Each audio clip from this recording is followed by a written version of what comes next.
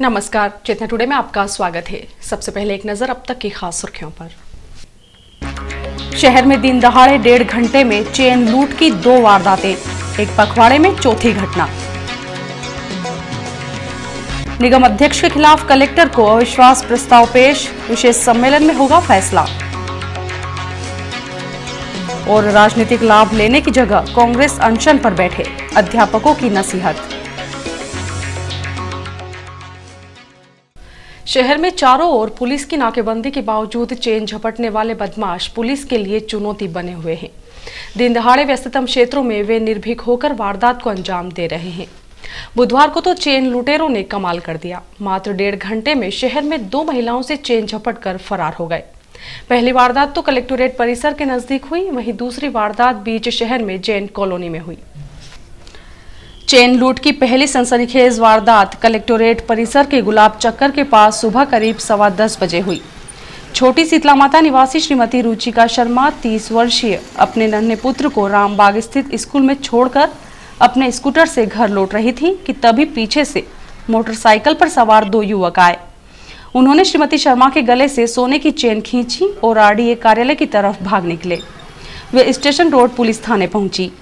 Police थाने पर जब उन्होंने अपनी आपबीती सुनाई, तब वैसे तो पुलिस अधिकारी उनके साथ घटनास्थल देखने मौके पर पहुंचे, लेकिन बाद में पुलिस ने एफआईआर दर्ज करने की बजाय श्रीमती शर्मा को लिखित आवेदन देने को कहा। श्रीमती शर्मा के मुताबिक वे 2 तोले वजन की सोने की चेन पहनी हुई थी, जिसकी वर्तमान कीमत 60,000 रुपए से अधिक है। दूसरी वारदात इस घटना के महज 1.5 घंटे बाद 11:30 बजे जैन कॉलोनी में हुई।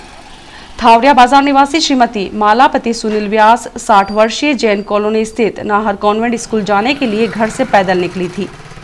वे जैन कॉलोनी के भीतर पहुंच चुकी थी और कॉलोनी के भीतर बने उद्यान के समीप से गुजर रही थी कि अचानक मोटरसाइकिल पर सवार 2 युवक सामने से आए। उन्होंने श्रीमती व्यास के गले से 4 ग्राम वजनी सोने की चेन छीनी और वाहन पलटा कर भाग गए। श्रीमती व्यास का शोर सुनकर आसपास के रहवासी बाहर निकले, लेकिन तब तक लुटेरे दूर निकल चुके थे। इस घटना से घबराई श्रीमती व्यास पहले स्कूल पहुंची और उसके बाद प्राचार्य को घटना की जानकारी दी। तब तक काफी देर हो चुकी थी। हालांकि बाद में महिला ने माणक चौक थाने पर घटनाक्रम की जानकारी दी। उनके मुताबिक घर से निकलने के बाद थावरिया बाजार से लेकर जैन कॉलोनी के बीच बदमाश उनसे 2-3 बार रास्ते में टकराया था। वह बाइक पर अकेला होकर चश्मा लगा रखा था। पुलिस ने घटना की जानकारी लेते हुए महिला की मदद से संदिग्ध आरोपी का स्केच भी तैयार करवाया है। दोनों ही वारदातों ने महिलाओं के लिए बड़ी परेशानियां खड़ी कर दी है। एक पखवाड़े में चेन झपटने की चौथी वारदात है। इसके पहले उकाला रोड और सन सिटी में हुई घटनाओं के आरोपी भी पुलिस की गिरफ्त से दूर हैं। पुलिस सूत्रों के अनुसार चारों ओर की गई नाकेबंदी के बावजूद आरोपी के हाथ नहीं आने का एक अर्थ यह भी हो सकता है कि आरोपी शहर का ही हो सकता है, जो वारदात के बाद अपने घर में जाकर छुप जाता है। भाजपा के असंतुष्ट पार्षदों के भरोसे कांग्रेस पार्षद दल ने आज निगम अध्यक्ष दिनेश पोरवाल के विरुद्ध अविश्वास प्रस्ताव कलेक्टर को पेश किया। कांग्रेस के अविश्वास प्रस्ताव पर अब विशेष सम्मेलन आहूत कर मतदान कराया जा सकता है। कांग्रेस पार्षद दल के सदस्यों ने नेता प्रतिपक्ष विमल छिपानी और शहर कांग्रेस अध्यक्ष डॉक्टर राजेश शर्मा के नेतृत्व में बुधवार को कलेक्टोरेट पहुंचकर कलेक्टर राजू दुबे को अविश्वास प्रस्ताव का पत्र दिया। निगम आयुक्त सोमनाथ झारिया भी वहां मौजूद थे। इस दौरान 21 कांग्रेस पार्षदों ने कलेक्टर के समक्ष अविश्वास प्रस्ताव पर हस्ताक्षर किए, जबकि उप नेता प्रतिपक्ष श्रीमती यास्मीन शेरानी शहर से बाहर होने के कारण उपस्थित नहीं हो सकी। कलेक्टर के समक्ष हस्ताक्षर करवाए जाने के पीछे कांग्रेस का मुख्य उद्देश्य अविश्वास प्रस्ताव को लेकर कांग्रेस पार्षदों का एक मत दर्शाना था। प्रतिनिधिमंडल ने कलेक्टर को बताया कि शहर में अनियमित जल प्रदाय, यूआईडी एसएसएमटी योजना का पूर्ण कार्य नहीं होना, थावरिया बाजार पेयजल टंकी का नवीनीकरण नहीं होना, शहर में सफाई, सड़क, बिजली सहित वार्डों में विकास कार्यों को लेकर अध्यक्ष के आसंदी से सदन में जितने भी कार्यों को स्वीकृति दी गई है वे पूर्ण नहीं हो पा रहे हैं। ऐसी स्थिति में कांग्रेस निगम अध्यक्ष के खिलाफ निगम एक्ट के प्रावधानों के मुताबिक अविश्वास प्रस्ताव हेतु प्रावधान में उल्लेखित प्राधिकृत अधिकारी कलेक्टर को प्रस्ताव सौंप रही है। नेता प्रतिपक्ष विमल छिपानी ने बताया कि नहीं, परेड तो हमने 20 पार्षदों के हस्ताक्षर तो कलेक्टर महोदय के सामने करवा दिए हैं। अब इनको अतिशीघ्र सम्मेलन बुलवाना चाहिए। अब देखो सम्मेलन की डेट कब देते हैं।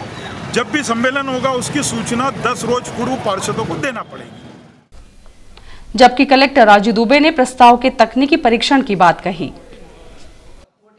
ये जब आए हैं तो इन्हें एक अविश्वास प्रस्ताव दिया है मुझे नगर निगम अध्यक्ष के विरुद्ध, और जो नगर निगम अधिनियम है उसमें ये प्रावधान है कि जो नगर निगम के पदाधिकारियों के विरुद्ध जो अविश्वास प्रस्ताव होता है वो कलेक्टर उसके लिए प्राधिकृत अधिकारी है, और इसलिए उन्हें धारा 23 का में इन्हें प्रस्ताव दिया है।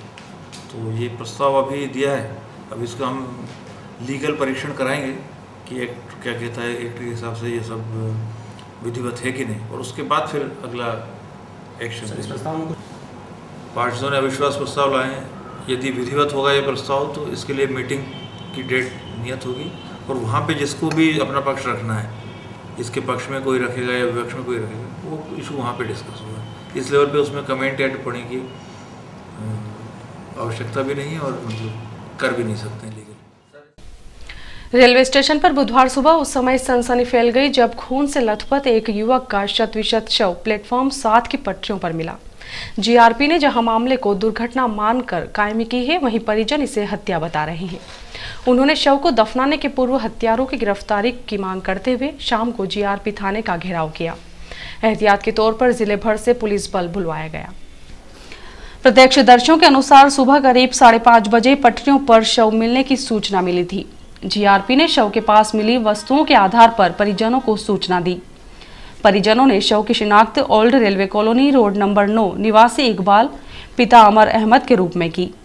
मृतक के भाई आरिफ ने बताया कि इकबाल का सामने ही रहने वाले रमेश पाल के साथ बकरियों को लेकर कुछ विवाद हो गया था। इस कारण से बहुत दिनों से विवाद चल रहा था। इसके चलते 3 दिन पहले इकबाल ने जीआरपी चौकी में आवेदन भी दिया था। आरिफ ने बताया कि रमेश पाल के 3 बेटे हैं जो शहर के कुछ प्रख्यात लोगों के साथ रहते हैं। उनके बेटे रात में इकबाल को घर से बुलाकर ले गए थे। इसके बाद से वह घर नहीं आया। परिजनों ने आरोप लगाया कि शायद उसी पक्ष ने हत्या करके इकबाल को मारकर ट्रैक पर सबूत छुपाने के लिए फेंक दिया। हालांकि जीआरपी के अनुसार मृतक के पास नशे की वस्तु मिली है। ऐसे में आशंका यही है कि नशे की हालत में ट्रैक पर ट्रेन से टकराने के कारण उनकी मौत हुई है। समान कार्य समान वेतन की मांग को लेकर 17 दिनों से आंदोलनरत अध्यापकों ने स्पष्ट कर दिया है कि यदि हम वोटर हैं तो इलेक्टर और सिलेक्टर भी हैं। हमारे आंदोलन से राजनीतिक लाभ लेने की जगह कांग्रेस अनशन पर बैठे। बुधवार को प्रदेश युवक कांग्रेस अध्यक्ष जीतू जिराती कोर्ट चौराहे पर जब आंदोलनरत अध्यापकों के धरना स्थल पर पहुंचे तो अध्यापकों ने पूर्व कांग्रेस सरकार को जमकर कोसा। उनका कहना था कि पूर्व कांग्रेस सरकार ने जो बीज बोए थे वे ही आज उनके लिए नासुर सिद्ध हो रहे हैं। 17 वर्षों से हम समान कार्य समान वेतन की मांग को लेकर संघर्ष कर रहे हैं, लेकिन कोई सुनने वाला नहीं है। अध्यापकों ने कहा कि यदि सचमुच कांग्रेस चाहती है कि हमारी समस्या का समाधान हो तो सभी कांग्रेस विधायक, प्रदेश अध्यक्ष सहित पदाधिकारी हमारे साथ आकर अनशन पर बैठे। वे हमें आश्वासन नहीं दे, हम उन्हें आश्वासन देते हैं कि आने वाला कल उनका होगा। आंदोलन में अध्यापकों के आक्रोश का सामना करने के बाद श्री जिराती ने कहा कि जिन परिस्थितियों में आपको दैनिक वेतनभोगी के रूप में कांग्रेस सरकार ने नियुक्त किया था, वे परिस्थितियां आज परिवर्तित हो चुकी हैं। हमारा यह कहना है कि अगले चुनाव में किसी की भी सरकार बने, आपकी मांग आज ही पूर्ण होना चाहिए। कांग्रेस चिंतित है, लेकिन इस आंदोलन को राजनीतिक रंग नहीं देना चाहती है। आज रुपए का मूल्य घटा है और महंगाई बढ़ी है, ऐसे में अध्यापकों की मांग जायज है। प्रदर्शन को अध्यापक संयुक्त मोर्चा के जिला अध्यक्ष मुनींद्र दुबे, शहर अध्यक्ष डॉक्टर राजेश शर्मा सहित अन्य ने संबोधित किया। इसके पूर्व श्री जिराती जिला चिकित्सालय में उपचाररत अध्यापकों की कुशलक्षेम पूछने भी पहुंचे। प्रदेश युवक कांग्रेस अध्यक्ष जीतू जिराती ने दावा किया है कि रतलाम में कांग्रेस से एकजुट है और गुटबाजी जैसी कोई स्थिति नहीं है। 9 मार्च को 28 से शहरी सड़कों के डामरीकरण कार्य के शिलान्यास से विकास कार्यों की शुरुआत होगी। रतलाम आए श्री जिराती ने पत्रकारों से चर्चा में कहा कि रतलाम संसदीय क्षेत्र में सड़कों के नवीनीकरण हेतु 100 करोड़ रुपए की मंजूरी दिलवाते हुए क्षेत्रीय सांसद कांतिलाल भूरिया ने बड़ी सौगात दी है। 9 मार्च को केंद्रीय मंत्री जयराम नरेश रतलाम शहर की 28 सड़कों का शिलान्यास कालिका माता प्रांगण में आयोजित कार्यक्रम में करेंगे, जहां 1 लाख से अधिक लोग आएंगे।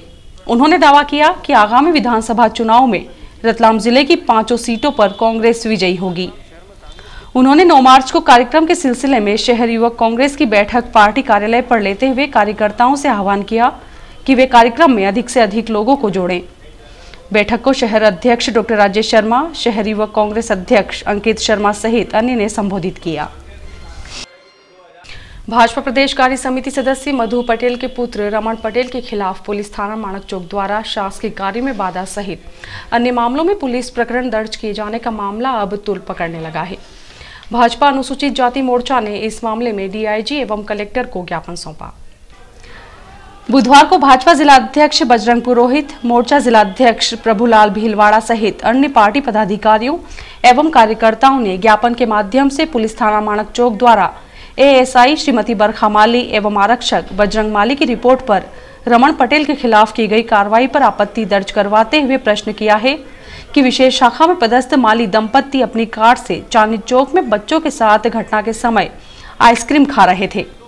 ऐसी स्थिति में उनके आवेदन पर पटेल के विरुद्ध शासकीय कार्य में बाधा सहित अन्य धाराओं में अपराध पंजीबद्ध किया जाना पुलिस की एक पक्षीय कार्रवाई को दर्शाता है। इस संपूर्ण मामले की निष्पक्ष जांच होना चाहिए। डीआईजी श्री सक्सेना ने घटना की जांच के लिए एएसपी तिलक सिंह को आदेशित किया है। इसके पूर्व अनुसूचित जाति मोर्चा की बैठक पार्टी कार्यालय पर वरिष्ठ पदाधिकारियों की उपस्थिति में संपन्न हुई, जहां प्रशासन को ज्ञापन सौंपने का निर्णय लिया गया। रतलाम फतेहाबाद आमान परिवर्तन के तहत डाला जा रहा अस्थायी ट्रैक का कार्य अंतिम चरण में है। बुधवार को रेलवे ट्रैक की एक और पटरी प्लेटफॉर्म क्रमांक 1 तक बिछा दी गई है, जबकि दूसरी ओर का कार्य गुरुवार को किया जाएगा। इस अस्थायी ट्रैक का कार्य 31 मार्च तक पूर्ण किया जाना है, लेकिन रेल सूत्रों के मुताबिक कार्य नियत अवधि से पहले ही पूर्ण किए जाने की संभावना है। वहीं भक्तन की बावड़ी पुलिया को बुधवार को भी आवागमन के लिए आरंभ नहीं किया जा सका, जबकि पश्चिम रेलवे के मुख्य प्रशासनिक अधिकारी निर्माण वीके सिंघल मंगलवार से ही आरंभ किए जाने की बात कहकर गए हैं। रतलाम राज्य के जनक महाराजा श्री रतन सिंह जी की जयंती के अवसर पर राजपूत नवयुवक मंडल न्यास अखिल भारतीय क्षत्रिय महासभा द्वारा नगर निगम तिराहा स्थित महाराजा श्री रतन सिंह जी की प्रतिमा पर माल्यार्पण कर उन्हें नमन किया गया। न्यास के प्रवक्ता राजेंद्र सिंह गोयल ने बताया कि राजपूत समाज द्वारा महापौर, निगम अध्यक्ष, निगम आयुक्त से इस तिराहे का नामकरण महाराजा रतन सिंह मार्ग रखे जाने का अनुरोध किया गया है। साथ ही स्टेशन रोड पर महाराजा श्री सज्जन सिंह जी प्रतिमा स्थापित है, अतः इसका नाम महाराजा श्री सज्जन सिंह मार्ग एवं सेलाना ओवरब्रिज का नाम चेतक ब्रिज रखने तथा नगर के प्रमुख दिलबहार चौराहा व फवारा चौक का नामकरण किए जाने की मांग की गई। इस अवसर पर पूर्व विधायक कोमल सिंह राठौर आदि समाजजन उपस्थित थे। माध्यमिक शिक्षा मंडल भोपाल द्वारा आयोजित हायर सेकेंडरी परीक्षा में मंगलवार को अंग्रेजी के पर्चे में विद्यार्थियों को प्रश्न के स्थान पर उत्तर प्रकाशित करते हुए उसका नेगेटिव ट्रांसलेशन करने के लिए कहा गया था। इस त्रुटि पर जैन बालक उच्चतर माध्यमिक विद्यालय के व्याख्याता नरेंद्र त्रिवेदी ने बोर्ड का ध्यान आकर्षित किया था। हालांकि इस तरह की त्रुटियों पर बोर्ड द्वारा प्रश्न में उल्लेखित अंक दिए जाते हैं, लेकिन त्रुटि के कारण हजारों विद्यार्थी गफलत में पड़ गए। एक प्रधान आरक्षक से 2 आरक्षकों ने महलवाड़ा चौराहे पर सरेराह अभद्रता की। हंगामा खड़ा कर भाग खड़े हुए दोनों ही आरक्षक पुरानी एसपी स्क्वाड में पदस्थ होने का दम भरते हुए प्रधान आरक्षक को यह चुनौती दे गए कि आखिर तू क्या कर लेगा। हुआ यूं कि बुधवार को प्रधान आरक्षक दिनेश नागर महलवाड़ा चौराहे पर अपनी ड्यूटी पर तैनात थे। तभी आरक्षक राहुल जाट तथा हेमंत यादव ने उन पर यह आरोप लगाया कि उन्होंने वायरलेस सेट पर उन्हें अपशब्द कहे हैं।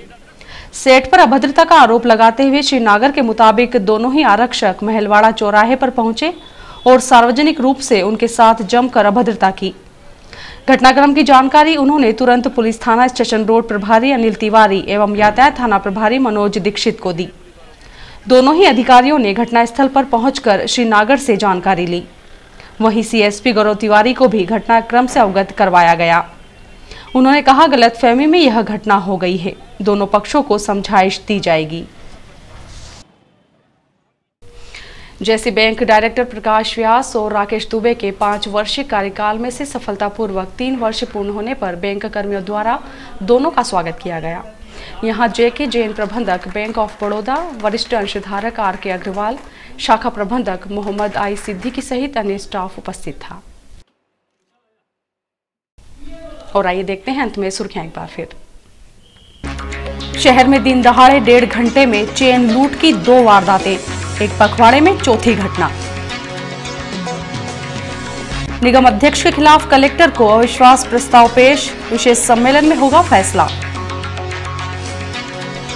और राजनीतिक लाभ लेने की जगह कांग्रेस अनशन पर बैठे, अध्यापकों की नसीहत। चेतना टुडे में आज बस इतना ही। हम फिर उपस्थित होंगे नई हलचल के साथ। तब तक के लिए नमस्कार।